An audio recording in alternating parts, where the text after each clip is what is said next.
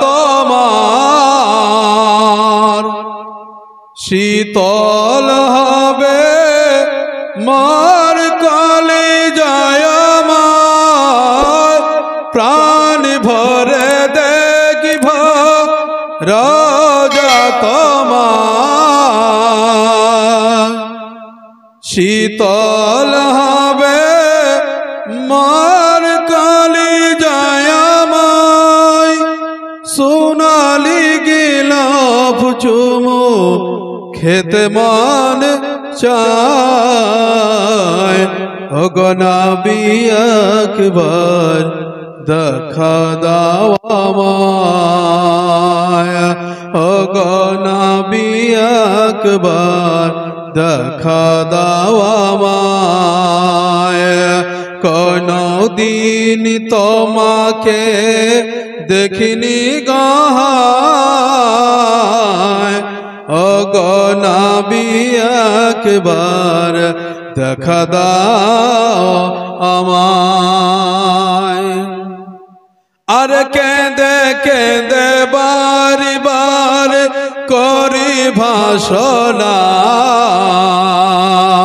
আর মন যেতে চায় শুধু ওই মদিনায় কেঁদে কেঁদে বারি বার করি ভাষণা আর মন যেতে চায় শুধু ওই মদিনায় তোমার প্রিয় করে ডাকবার বার ওগো নবী একবার দেখা দাও আমায় কোনদিন তোমাকে দেখিনি গায়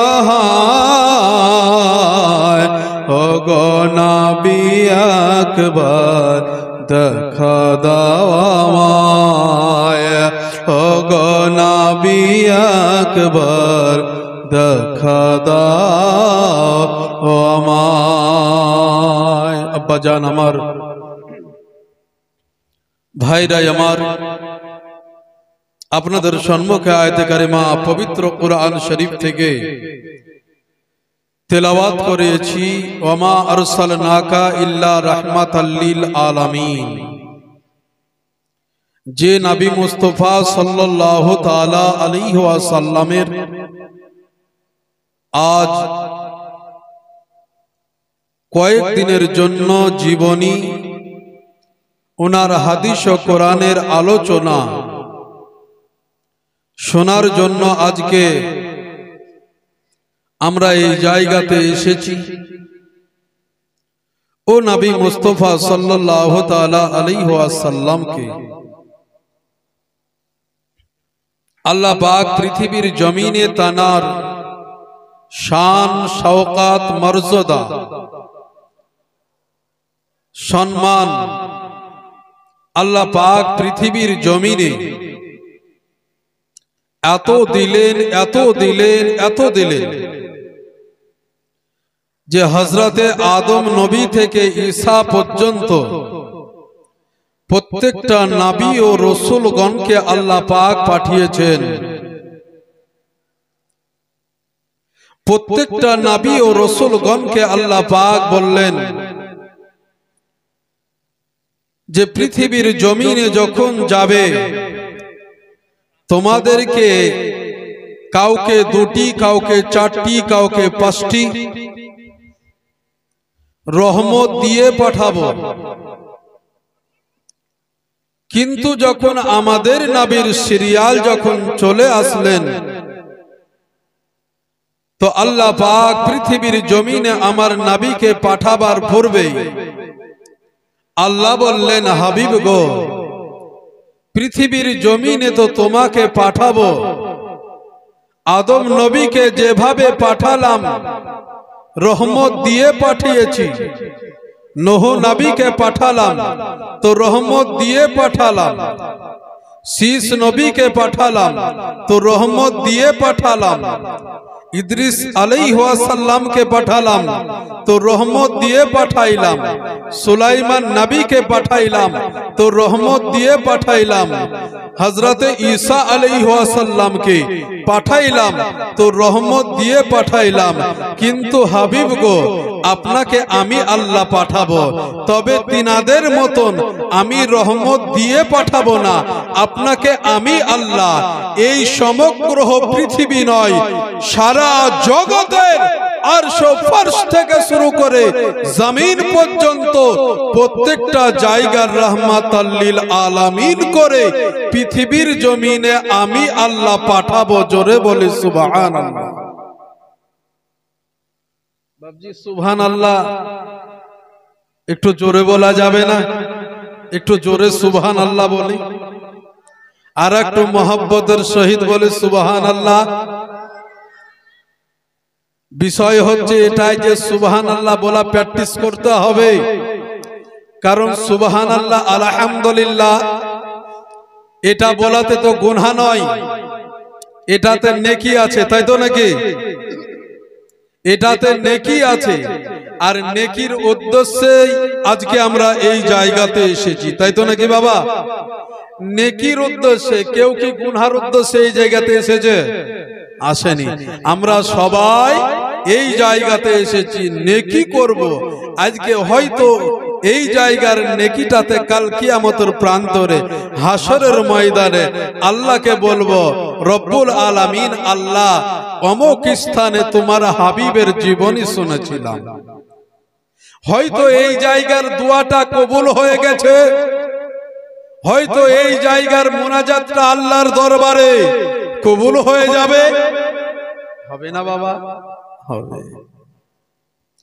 তাই নবী মুস্তাফা সাল্লাল্লাহু তাআলা আলাইহি ওয়াসাল্লাম পৃথিবীর জমিনে যখন আসবেন রে বাবা, তো আল্লাহ পাক বললেন, হাবিব গো, তোমার মাথা থেকে পা পর্যন্ত আমি আল্লাহ রহমাতাল লিল আলামিন করে জগতের বুকে পাঠাইলাম। জোরে বলে সুবহানাল্লাহ।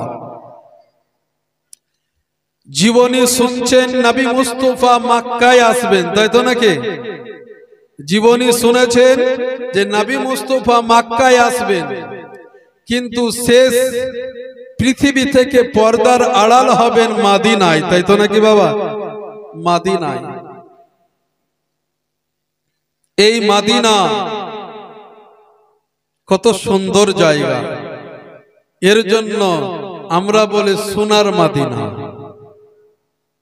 নূরের মদিনা।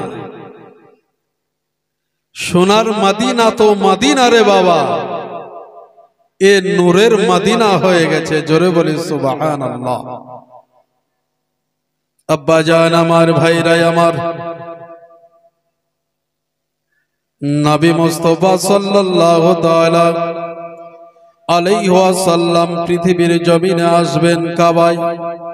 এক নয়, দুই নয়, 1 বছর 2 বছর করতে করতে বাবা জীবনেরা যখন ঠিক 51 বছর হয়ে যাবে, কাবার সরজমিনে কাফের গণেরা আজকে দেখা গেল নবী মুস্তাফাকে কতই আঘাত দিবেন, কতই কষ্ট দিবেন। নবী মুস্তাফা ইসলামের জন্য নিজের দন্দান শহীদ হয়ে যাবে। এই ইসলামকে টিকিয়ে রাখার জন্য নবী মুস্তাফা পেটে পাথর বাঁধবে রে বাবা। আজকে এই নবী মুস্তাফা নামাজের জন্য, আজকে যে নামাজ পড়ছি গো, এই নামাজ আজকে এমনি আসে নাই রে বাবা। এই নামাজ, যেই নামাজ আজকে নবী মুস্তাফা মক্কার সরজমিনে পড়তে গিয়েছে, আজকে দেখা গেল কাফের গণেরা, মুশরিক গণেরা আজকে ও নবী মুস্তাফা সাল্লাল্লাহু তাআলা আলাইহি ওয়াসাল্লামকে উটের ভুঁড়ি এই কাঁধ মোবারক চাপিয়ে দিয়েছেন।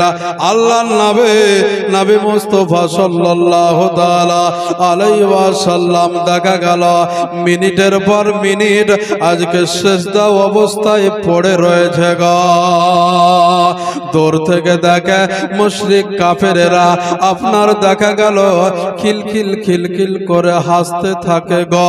আজকে দেখা গেল তারা অট্ট হাসি দেখায় আমার নবী মুস্তাফা সাল্লাল্লাহু তাআলা আলাইহি ওয়াসাল্লাম।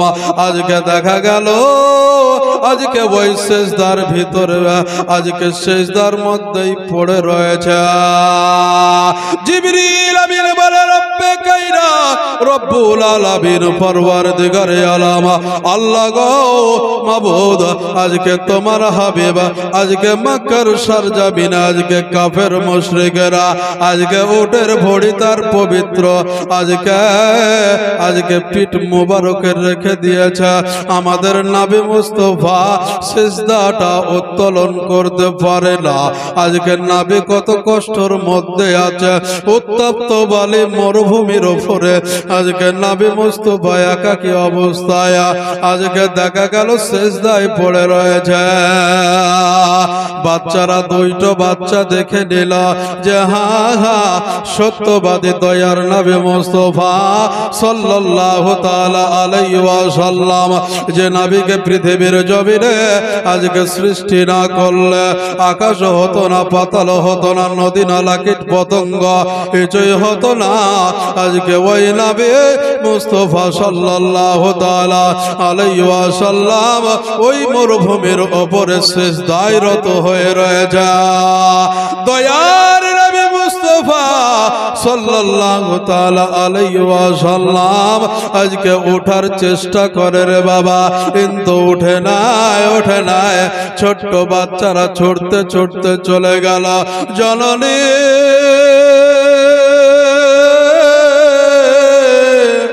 আমার মা ফাতেমা রাদিয়াল্লাহু তাআলা আনহার কাছে ছুটতে ছুটতে চলে গেলেন।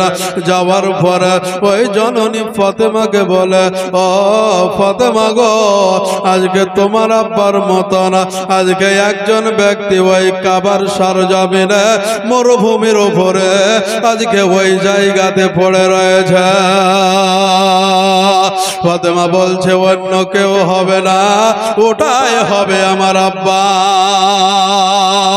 ফাতেমা আর বাড়িতে রইলেন না, বাড়ির ভিতরে গেলেন, ভালো করে পর্দা নিলেন। পর্দা নেওয়ার পরে ছুটতে ছুটতে চলে আসলেন আল্লাহর নবী সাল্লাল্লাহু তাআলা আলাইহি ওয়াসাল্লামের কাছে আসলেন। আজকে দেখা গেল উটের বুড়িটা নামিয়ে দিলেন রে বাবা। নামিয়ে দেওয়ার পরে ও নবী মুস্তাফা সাল্লাল্লাহু তাআলা আলাইহি ওয়াসাল্লামের ডানাটা ধরে নিলেন। ডানাটা ধরে নেওয়ার পরে নবী মুস্তাফার পবিত্র শরীর মোবারক থেকে আজকে দেখা গেল ধুলো বালিগুলো ঝেড়ে দিলেন।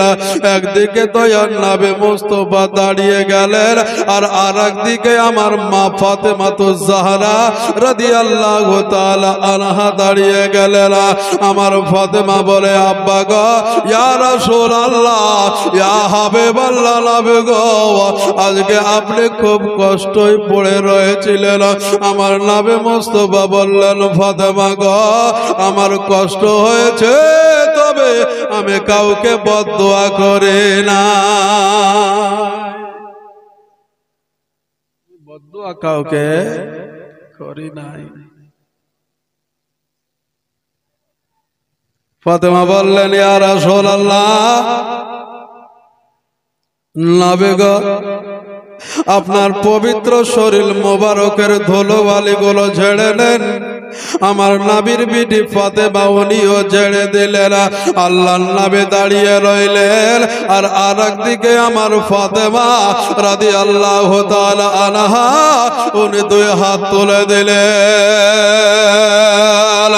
আল্লাহকে বলে রব্বুল আলামিন পরওয়ারদিগারে আলম আল্লাহ গো আজকে জনাবে মুস্তাফা সাল্লাল্লাহু তাআলা আলাইহি ওয়াসাল্লামকে আজকে পৃথিবীর জমিনে ওই কাবার চত্বরে আজকে যে নবী মুস্তাফা নামাজের মধ্যে রত ছিলেন, সিজদায় গিয়েছিলেন, কাফের মুশরিকেরা তাকে আজকে দেখা গেল পিঠ মুবারকে আজকে ভড়ি চাপিয়ে দিয়েছে।